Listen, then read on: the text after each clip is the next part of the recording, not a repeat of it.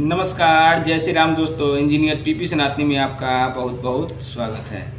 चलिए शुरू करते हैं। हमने 7 पॉइंट बॉक्सेस के सामने चित्रों बंगाल में गलत सलत नहीं चलेगा রীতিমতো ভোট ছোড় মোদি ছোড় এই স্লোগানে কার্যত যে পরিস্থিতি সৃষ্টি হয়েছে আপনারা দেখতে পাচ্ছেন।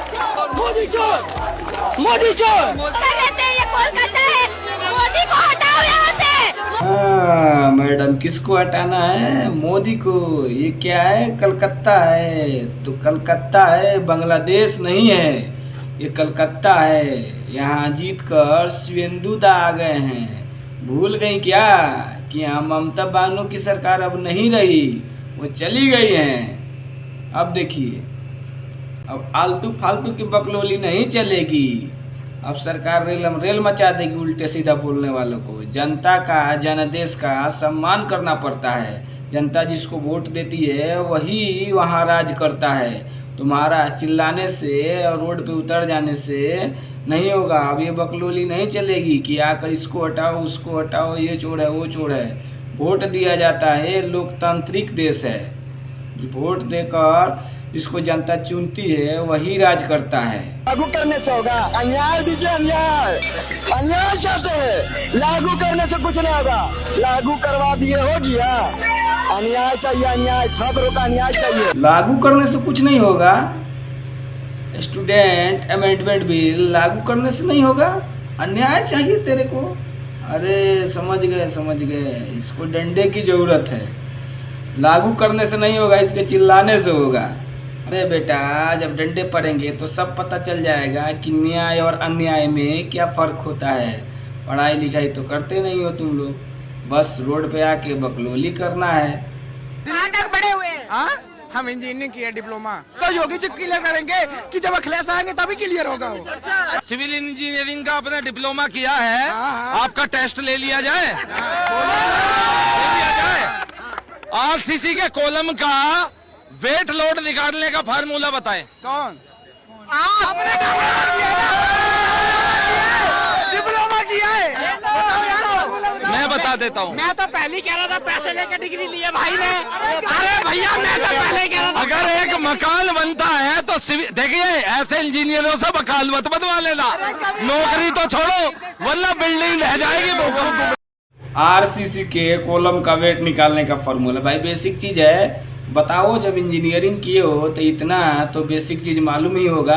कहीं कॉलम डालना होगा किसी भी रूम का या बिल्डिंग का, तो वहाँ तो एकदम जो नेसेसरी चीज़ है, ये चीज़ें तो आपको मालूम ही होनी चाहिए। अगर यही पता नहीं है तो आप किस बात के इंजीनियर है भाई साहब? किस बात के इंजीनियर? फर्जी सर्टिफिकेट लेकर आ गया है बंदा, इसको एक बेसिक फार्मूला ही मालूम नहीं है तो ये क्या करेगा?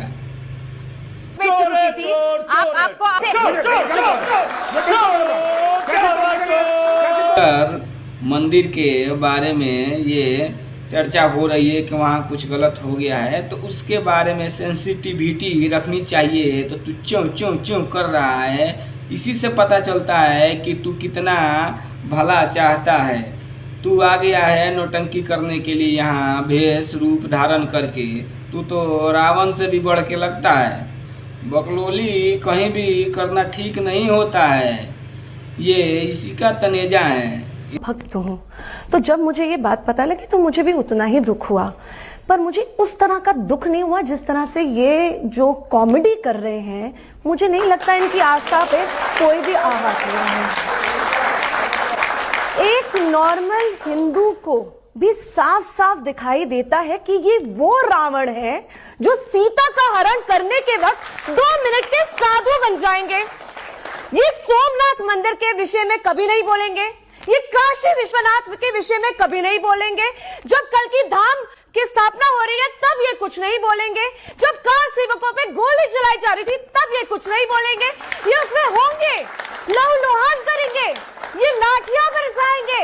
और अब इनकी आस्था, इनको जब रिपोर्ट भी मिलेगी ना तो ये बोलेंगे। इनके सामने जब अगर हनुमान जी स्वयं आएंगे ना और अपना सीना फाड़ के दिखाएंगे राम है, तो ये बोलेंगे नहीं ये तो एआई वाले हैं, नहीं बीजेपी वालों ने इनको दी होगी रिश्वत।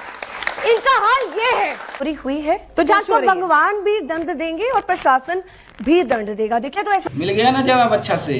उस टाइम भी बोलना चाहिए जब तुम बोलते हो इन सारे मुद्दों पर जिस पे तुमको बोलना ही नहीं है।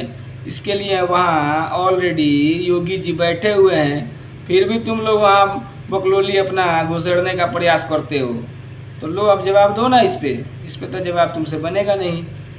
कि पेपर लीक हो जाते हैं, 8-8, 10-10 बार ऐसे मामले हुए, तो ये दो चीजें सामने आती हैं। 8-8, 10-10 बार कोई भी मामले यहाँ नहीं हुए हैं जी। तो मुझे लगता है कि आपको बहुत स्पष्ट करना चाहिए, कोई भी 8-8, 10-10 बार कोई मामला इस प्रकार का नहीं हुआ।